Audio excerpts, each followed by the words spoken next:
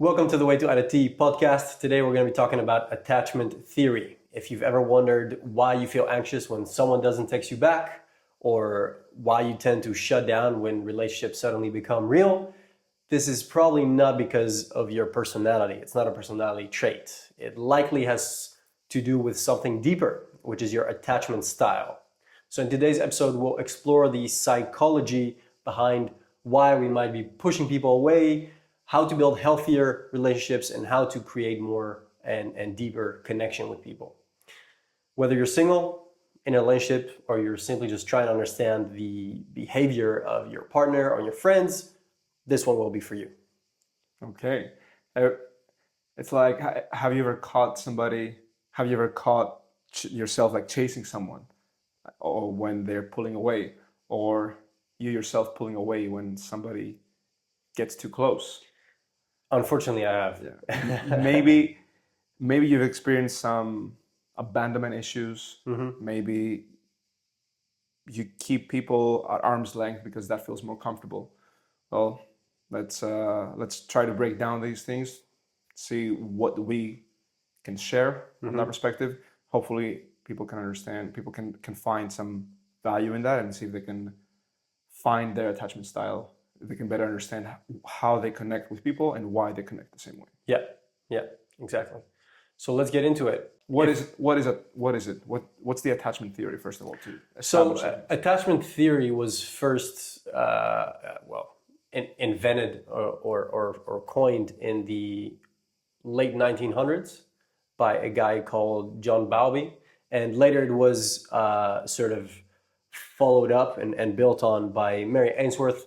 It's cool to know the history, how it originated, and essentially what attachment theory says is that children are biologically wired to seek closeness to their primary caregiver, which is usually their parent, especially in times wherein they are sick or scared or just unsure.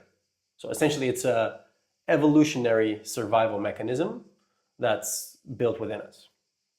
And depending on how your caregiver responds in these situations, the child forms a specific attachment style. And this attachment style becomes a template for all of your future relationships. Okay. So how does one figure out their attachment style? Is it only in romantic relationships, or is it in friendships as well? Great question. So in order to figure it out, you would have to really examine your behaviors and think back on your youth, how you grew up, what your relationship was with your primary caregivers, and it will give you an idea on why you behave the way you do in not just your romantic relationships, like you said, but also your friendships. Okay. And especially how you handle conflict and your ability to trust and to express vulnerability in those relationships. Okay. Interesting. So first of all, why is it important to know? What is there to gain from knowing what attachment style you have? So I can speak from personal experience that once I understood my attachment style, suddenly relationships became a lot easier, because first of all, I understood why I did the things I did, why I behaved the way I did. Like we're going to talk about this. Sometimes I would, for example, when the relationship got too real, I would feel the urge to kind of push back, right? Or my girlfriend, for example, or in the past, my ex would say some things or behave in a certain way that would annoy me, or I didn't understand it. And now having this knowledge, I can understand the psychology behind why she was doing that, why she was behaving in that way. And that helps me stay calm and control my emotions. And if I can understand that this person acts this way, not because she's mean or she's trying to offend you, but because of the way she grew up, then it becomes a lot easier for you to express understanding. And it just makes communication with you and your partner a lot easier. Interesting. So essentially it helps you understand yourself, but also others. Exactly. Yes. Okay, so that's the main reason. These are the main reasons why it's important to know Yeah. the Yeah. attachment style. And also the behaviors in general, how you handle conflict, how you deal with intimacy, all of that. So I guess it makes sense for myself as well if I have to reflect a little bit on past relationships and just the relationship that I have with people overall, and knowing how I am and how I deal with things, and also knowing the attachment styles in general. When I know why I do the things I do, it helps me understand. It helps me be more confident with, and not get overwhelmed by thinking, oh, why does this happen? Why do I take it this way? Why does this person take it this way? Exactly. So knowing these things for yourself first and then for others helps you essentially just understand people better. Yeah, it helps you not take things personally, not get offended quickly, and communicating a lot more effectively. Okay. And I'll be curious. We'll go over the attachment styles, and I'll be curious to hear your experience if you can tie certain traits back to you or people you've been in a relationship awesome. with. That would be awesome. So that would be my next question. What are the attachment styles? Yeah. Well, let's get into it. There's 4 attachment styles. The first one is secure attachment. Right? This is when your primary caretaker has been very consistent throughout your whole life. They've been available, emotionally available for you, supportive, and responsive. And what happens then, the child, throughout its whole youth, feels safe. It can explore freely. It can trust freely. And consequently, when that child becomes an adult, these are the people that are comfortable with intimacy, right? Okay. Typically don't have many, they typically won't find themselves in any toxic relationship because they'll be able to know their boundaries and cut them off. They'll be more independent and they'll be able to trust their partner a lot better. And also they'll be able to regulate their emotions a lot more effectively. Okay, that's secure attachment. Secure attachment, exactly. That's the ideal situation anyone can hope for. But I'm seeing that it's probably also the least common one, especially nowadays. They're just, unfortunately, it's not common anymore for people to grow up in a household where both parents have been there their whole life. They're both super supportive and always open to hear what their problems are and support them, I would say. Yeah, I mean, I guess it isn't. But how can somebody say, oh, I have this attachment style? How can they say, oh, I have the secure attachment style? Yeah. So what does it entail? First off, you're not necessarily one attachment style because you might have multiple caregivers. So you have a different attachment style with each of your caregivers. So you might have grown with different or a combination of attachment styles. But for example, if you've grown up with secure attachment, you probably don't really panic when people text you back. You don't really get anxious. You're comfortable expressing intimacy. Okay. You're comfortable showing vulnerability. And you're also totally fine just spending some time alone. Yeah, it just feels comfortable. It feels easy and it comes natural to you. That would be a means of secure attachment. For example, I'm lucky to have always had that from my mom's side. My mom has been consistently there and available for me throughout my whole life. So even though I didn't really have that from the father's side, because a lot has happened there, growing up with a stepdad and everything, but at least I've had that my whole life, which is incredibly important to at least have that with one of the two parents. Now, this, as we said, is probably also it might be the least common one. Again, it's if you've had both parents available. Now, the next attachment style is called anxious attachment. So what happens there is the caregiver is inconsistent. Okay. Sometimes they're there for you. Sometimes they're not. Sometimes they're distant. Sometimes they'll listen to your problems and support you.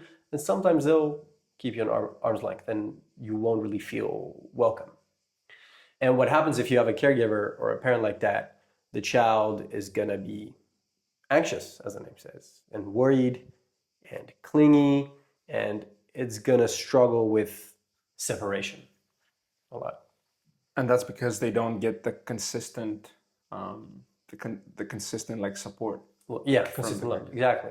And so they're anxious in a way that they're trying to get their attention. Like what's the anxiety coming from? The anxiety comes from the child craving closeness that they want the But support of not the parent, getting it always. but they're not sure if they're going to get it. Okay. Because sometimes, depending on the parents or on the caregiver's mood, or maybe they're using some substances or they're emotionally unstable at some point, if you don't know, if that child doesn't know whether he's going to get support or suddenly an outburst, then you become anxious. Okay. And what happens then when that child becomes an adult, usually they crave closeness, they crave intimacy, but they also fear being abandoned. They get separation anxiety, and they often tend to also overthink things in relationships. Okay. I mean, someone who has grown up like this, how do you think they would act in a relationship? From what you're saying, I understand that these kinds of people would overreact when not overreact, but they would seek extra confirmation from their partner and to cover this anxiety, to a point where if they didn't get it, they would often have these. I don't want to say like they would panic, but they would just overall feel like they're not getting what they need. They would be overwhelmed. They would feel like their partner doesn't love them. They would get this kind of feeling. Exactly. Does it sound exactly? Yeah. I mean, yeah, I can. I'm thinking about people that I've. For example, has anyone ever told you in a relationship, like, ask you things like, do you love me, or are you even interested in me, or yeah, plenty of times. Well, there you go. Plenty of times, yeah, and also it's very interesting that you point this out, and we said in the beginning, and it's already happening, is that you mentioned that if I have when thinking about this, we can understand other people better. Exactly. Because most of the time, and I'm not saying that that's not true, but most of the time when that happened, it weighed more on me, that thinking, oh, I'm not showing enough affection. I'm not showing that I care about them. Start thinking it's you. Yeah, I'm start thinking that, because as a person also I have this. I'm not the most expressive with my emotions. Yeah, me too. I'm not somebody who's gonna talk a lot about their emotions, because I feel like I'm showing it plenty. And if I care about you and it's obvious that I'm gonna do a lot of things for you, I don't feel the need to be telling you all the time, oh, I love you, or I do. So you prefer showing it. I prefer showing it. I prefer always being there for that person, no matter what. That show of love. Because to me, also action is way more important than just saying it. A lot of people can say, I love you all the time, I'm sorry. Yeah. And usually, it's not a rule, just kind of like my experience. Usually these people are the ones that are gonna they're gonna have more things to be sorry about. They're gonna do more things to you, because it doesn't hold the same weight when they say I'm sorry, when they say I love you, because they just say it all the time. They just they know how to communicate. To me, it's more about actions, because I feel like they matter more. But to get back to what you were saying, it's very crucial to understand this, because now I understand, okay, that person has this attachment style. They're more anxious. It's not necessarily about me not showing it, it's about that. So of course that doesn't mean, oh, I'm perfect, I'm going to sit back and let them do it, because that's the style. But now you know how to address it, how to approach this. Now you know that, okay, maybe I need to say it just enough so that they get this validation, so they feel a little bit better. Yeah. And also maybe if I sit down with them and have a discussion around that, maybe they can also understand, be more aware. And now we both did a step forward. Exactly. And you can you can live happily ever after. Exactly. That's a very enlightening thing to think about. This is how learning this information allows you to communicate better, and ultimately you're able to create deeper connections with other people and form better relationships and more meaningful relationships. And it's you mentioned you're not the most expressive person, and Me neither. And I'm often also quite stoic, right? I don't really show emotion. I'm a bit more quiet. And I've had plenty of times been in a relationship with, or I've dated a girl, and they ask me like, "Are you even interested in me, or do you love me?"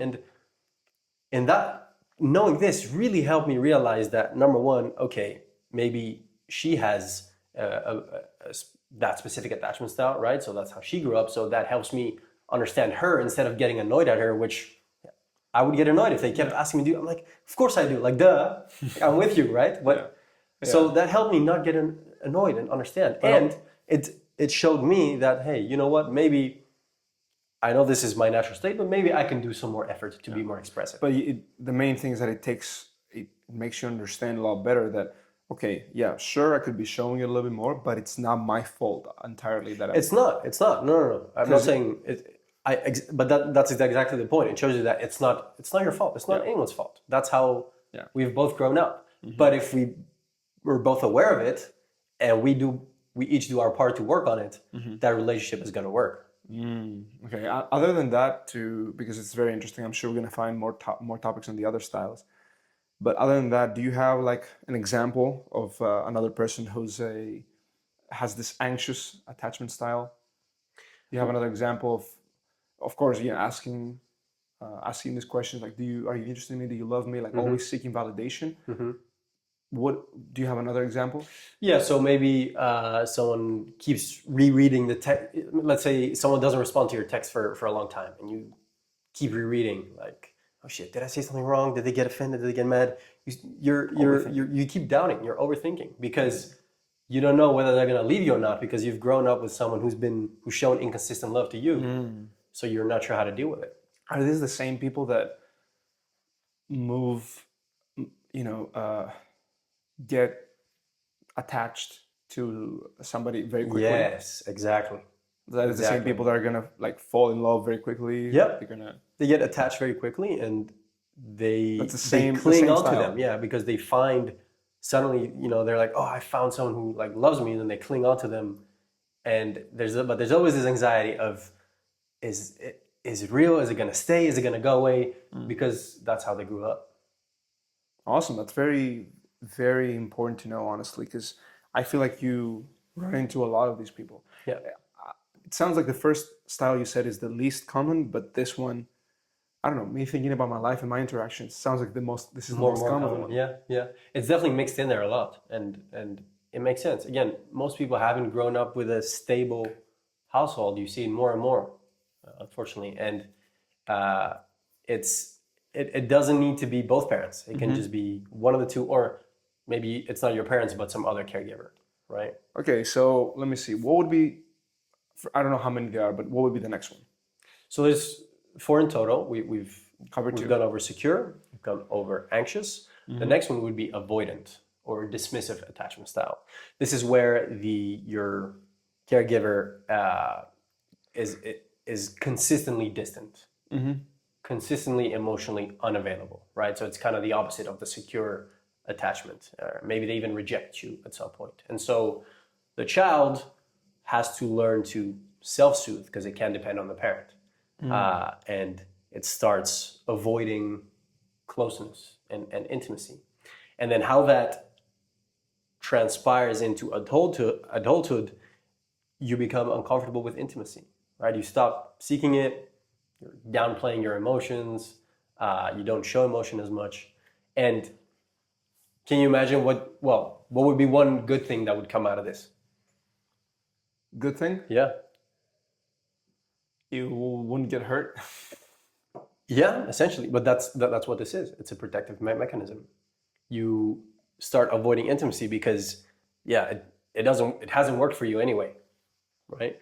And what also happens is you become very independent because you've learned that you can't really depend on your caregiver for emotional support. So you start doing things on your own. And these people that grow up like that tend to be really, really independent, but also uncomfortable with intimacy.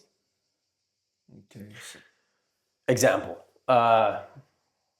maybe if you struggle to say I love you to the other person in relationships. I've definitely been guilty of that myself. So you have part avoidant style in there? I would say so. Yeah. Okay. Yeah. And again, that helped me understand that, oh, you know what? Because I've had that multiple times, that kind of uncomfortable situation where they tell you, I love you, and I, for some reason, I struggle to say it back, even though I do really care about that person.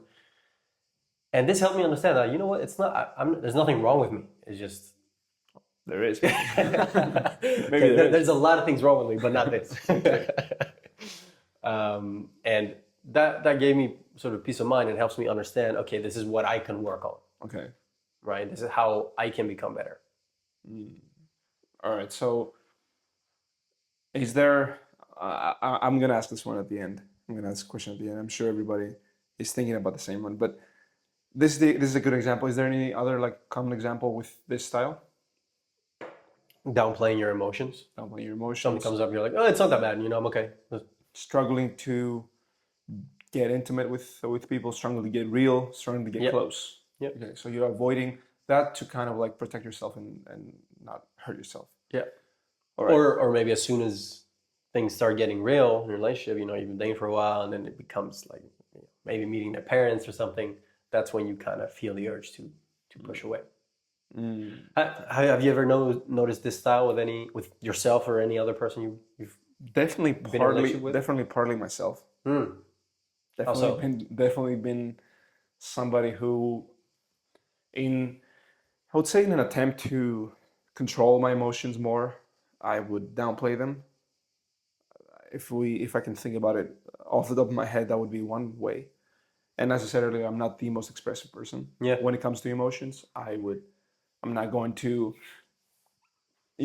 parade around saying I love you, I love you, I love you. I'm not going to do that. I love you, sugar bear. Yeah, definitely not these things. And I don't know if it's, to me, it seems a little bit silly on one hand to overdo it. But then even when you don't overdo it, even if it comes down to just being real, it just needs to be natural, right? And yeah, it still doesn't come off very natural. Although, it doesn't feel natural to you. It doesn't feel natural to say it. Okay, but so we talked about how the primary caregiver is emotionally distant. This doesn't mean that they're not there for you. They could be really taking care of you and providing for you, but maybe you didn't really have a deeper emotional connection with them. Where you talk about your problems, your feelings. That also falls on this category. I would say it's more that because I was very fortunate to have I had both parents be very supportive of me. Of course, as a family, we had our issues, a lot of them, obviously, like every family, but they were still there. And I think I think because of a lot of things, as I said, within the family that could happen, I always wanted and found peace in being more independent. So it's not that they didn't want to have a more emotional relationship with me, but I feel like I was the one wanting more distance from my parents for some reason. I don't know why. From a very young kid, and they always were there for me with everything I decided to do, very supportive. So I was going to say this at the end, but I see myself as more of the first type. I have no problem with intimacy. I have no problem with these things. But when it comes to getting too expressive with my words, and I feel like that's the part where I would feel like this style would also come into play. But everything else, I feel I have my boundaries very well set up. I know what's right. I know what's wrong. At least for me and the relationships I want to have, communicate that to a T. All the time. But when it comes to being too expressive with my emotions, I guess because I never did that, it just doesn't come natural to me. Did you grow up talking to your parents about your emotions? No. So, but they were always there. They were always there. Yeah, exactly. I just didn't choose to do that. My mom would do that a bit more, but I also didn't feel like every time she would ask me, like, "Yeah, are you okay? How do you feel?" I'm like, "Yeah, I'm cool. Sleeping." Yeah. Like, there's nothing wrong. So I can identify with that, and I also want to stress to people listening that, especially these first 3 attachment styles, if it doesn't mean your parents did a bad job, it doesn't mean they're not there for you. They probably did the best they could, but it comes down to a deeper behavior and bond you have with them. I think now that you just said that, this just came in my mind. I think a very good point here is to mention that just like we have these things, and the people watching will fall into one or a couple of these styles. The same goes for your parents. Yeah, So exactly. we have to also keep that in mind, and that will create a less ideal environment for you to become, let's say, the first style and only be secure. Not necessarily because they don't want to, but if they don't know how to communicate it the proper way with a 5 or 6 year old or 7 year old, and they're not comfortable enough to lay the foundation, then as you grow up, you won't feel like you have the connection to do it. Not because they don't love you or they don't support you. They might do all these things, but at the same time, they just might not have laid out the foundation for you to do it freely. Because there is a disconnect. Like, no matter, I mean, that's how I feel. They are your parents, but there's a pretty decent gap in years. You're just experiencing life. You go to school with your friends. You feel like your parents don't understand you, especially after the age of, I don't know, in your teenage years.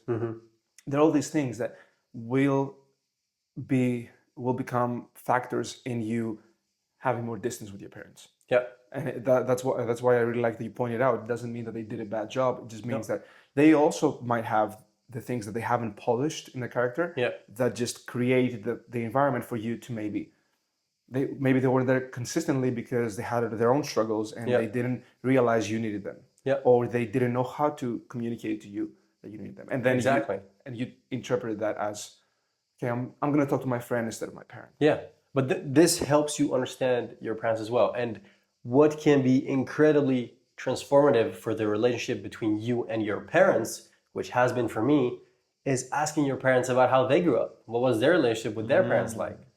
As soon as I started talking about those things more with my parents, it felt like it brought us a lot closer. Well. Yeah, I can definitely see that. I haven't done it, but I can definitely see how that would help. Yeah, that's amazing to know. And this talk so far has been very informative, honestly. Good. Because, by the way, guys, for everybody watching, this episode is one of those episodes that one of us will do more research on the subject. They will actually study a lot more, and like I came in not really haven't studied anything. We just had a few points that we want to cover, and Semi looked it up a lot more in depth, and that's why I'm asking the questions. And honestly, we're almost done with I believe with the styles, but I'm already like having a lot of not epiphanies, but like gives you some things to think about. Yeah, a lot of things to think about, and it's really that's not what the whole thing is about. Good. So fourth style, let's do it. Fourth style, the last one, so at first there were only 3 styles, but somehow this fourth one was added later, and it's called Disorganized attachment style, and essentially it's a combination. It's also called Avoidant fearful style. And what's the difference between the third one? Is also avoidant. It's called avoidant / fearful. So avoided and fearful. Okay. So this is where your parent is abusive, or your caregiver is abusive, where the child grows up essentially in fear of that caregiver, or at least the child has been severely neglected their whole life. And so the child, as you can imagine, grows up confused, right? They lack a consistent strategy. They don't really know how to approach intimacy because they've never learned it, and they generally grow up fearful.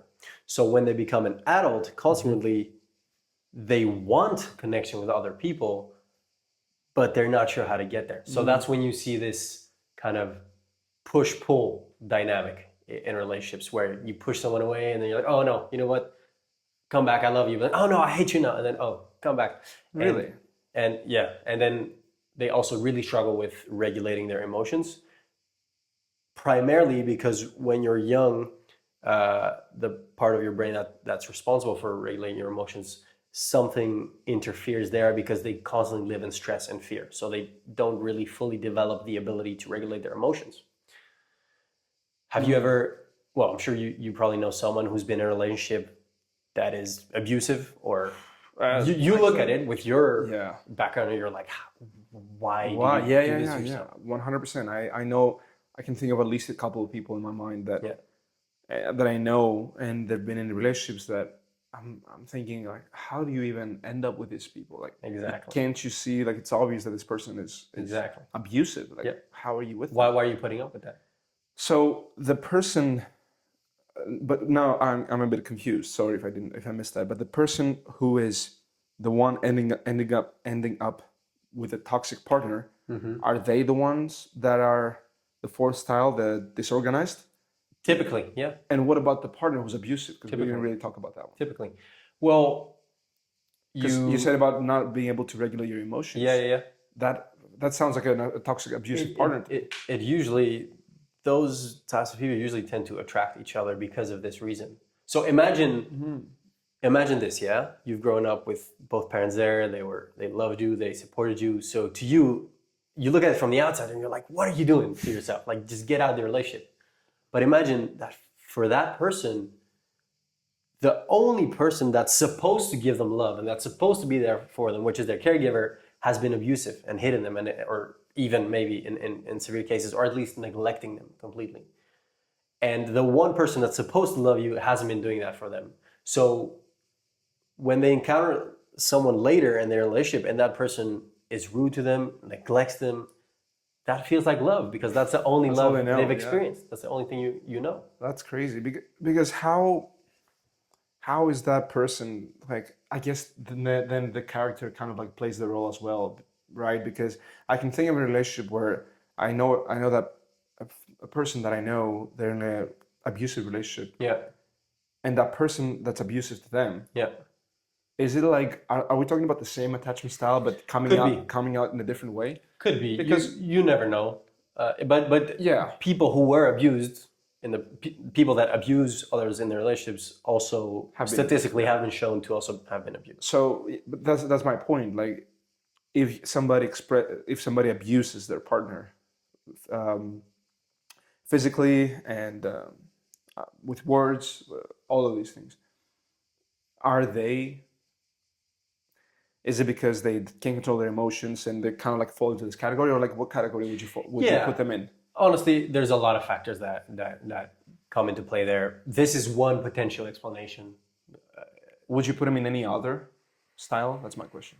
It could be a combination. Maybe one of their parents was, if they abuse someone, maybe they grow up being abused by one side, and the other maybe was more inconsistent or wasn't there, or maybe they just ended up with the wrong influences. But again, still, people who have grown up with secure attachment are the least likely to end up in this kind of behavior, because they know their boundaries. So far, you haven't mentioned anything else about it. So far, you haven't mentioned anything about abuse with the previous styles. That's why I'm thinking that this is the one. But it's interesting, if that's the core, how this comes out differently in different people. So like one person will be very submissive and seek out a partner who's abusive, and then in this their partner that might be falling under the same category, they're going to be the ones being abusive. Well, these two people tend to attract each other, right? And it is typically the man that's abusing the woman as well. Yeah, it comes down to other factors as well. Yeah. Okay. And another way this could be manifested into a relationship is by people who find a relationship that's stable. Maybe you've heard of someone who have been dating people who are, maybe treating them less good, and then they found someone who's good for them, but then they stop it. And right? you're like, how? And because they start self-sabotaging. They see that something's going well and it's so unfamiliar and novel to them that they start self-sabotaging and maybe cut it off, or start acting in ways that drives them further apart. That's very interesting. Okay. Yeah. So for anybody listening, and I want to kind of like, as we conclude this, and we can briefly mention what has been said so far, but we have the secure attachment style, we have the anxious, we have the avoidant, and then we have the disorganized, fearful / avoidant. We have these four styles. Maybe that's food for thought. People can sit down and really contemplate and understand what category or categories they're falling under. Yeah. But if somebody wants to change it, is there a way to change that style? Great question. There is, because first off, mentioned before, but I'd like to stress it again, that none of these styles is broken or wrong. It is a pattern that you have grown up with and that is programmed within you. And patterns can change. It's not going to be easy. It's going to require some work, but it can definitely change. And I'd say there's 3 things people could do. First one being just self-awareness and self-reflection. Really thinking about these things we just mentioned, thinking about your relationship with your parents, thinking about your parents' relationship with their parents or your partner, and really sitting down and contemplating those, thinking about your behavior. How do you deal with conflict? What are a few times that you acted in a way that maybe you regretted after? And this has really, really helped me, as I'm explaining right now, just understanding this and realizing, oh wow, she didn't do that because she was just trying to piss me off. She didn't really control it in a sense. And self-reflection, journaling, anything on that note can really be beneficial. That's 1. 2, therapy. Okay. Yeah. Sounds like an obvious one. Yeah. Yeah, but it is being very looked down upon lately by a stigma more, maybe also the more alpha male culture. But honestly, the results it can have can be life-changing. I haven't done therapy myself, but I know lots of people who have, and I've seen how much it has helped them. Some people it hasn't, but I think you don't have anything to lose by trying. And I see it as kind of like the gym, but for your mind. Yeah. Having someone ask you targeted questions so that you can find the answers yourself and uncover your own patterns can be extremely transformative, life-changing. Yeah, just got to find the right person to do that. Yeah. As with everything, right? Therapy is good, and I am pro therapy. Yeah. I haven't done it myself. The only thing I would say about it is the only, let's say, the only caveat. Yeah, the only thing that's keeping me from like just going with whatever therapist I can find that's easiest and closest to me or something is just making sure I find the person that I feel like will have the right angle, the right approach for me, because not everything goes right. Like, for example, with people that would be the 4th style, the disorganized, I feel like they would benefit more from there's something called like trauma therapy. Like they would benefit more from that. Well, that's therapists or psychotherapists work are trauma based. Yeah, that's what I'm saying. Like, it's not just any kind of therapy helps everybody. No. There's different styles, and I really believe it's important to have these styles in mind to get the most out of your time. 100%. There's also EMDR, which is more trauma-related therapy that you can do that sort of involves lateral eye movement, and it kind of helps you. Hypnosis or something? It looks like it, but it's not. It kind of helps you relive sort of that trauma, and it's a way to clear yourself of subconscious stress. It sounds like it taps like more into the subconscious.